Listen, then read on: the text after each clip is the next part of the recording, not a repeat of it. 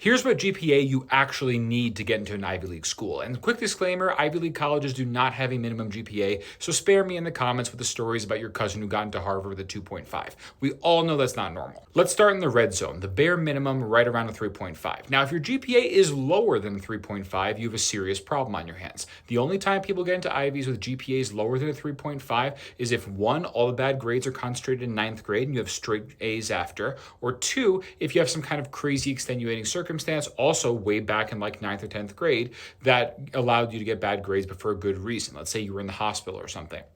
Those are the only cases where it makes sense that you would still get into an Ivy with a GPA that low. Next, we have the yellow zone. Let's call this anywhere between a 3.5 GPA and a 3.7. Here, your GPA is not crazy, but it's not horrible either. You got mostly A's in everything. You're doing okay. As long as you have really rigorous classes, you can actually get away with this. I've seen kids get into Ivies without any crazy explanations with GPAs all the way down to like a 3.6, 3.5. It happens sometimes. If it's higher, of course, it's way better. Finally, we have the green zone. This is where your GPA is actually considered a good GPA. And that would be literally anything over a 3.8. Once it's past a 3.8, you can get 1 or 2 Bs while you're in high school. It's really not the end of the world. You can end up with 3.8 with a few A minuses here and there. It's not that bad. So don't freak out, guys. There's a pretty wide range of GPAs they'll accept, and most of the GPAs people report publicly are weighted. And what that means is that schools will have GPAs out of like 5 or something. And so it seems like everybody has like a 4.3. You don't need to worry about that. If your GPA is over a 3.8, it is a good GPA. And that's pretty much it. If you want to see everything else you should be doing to get into an Ivy League college, search Ivy Roadmap, then your grade,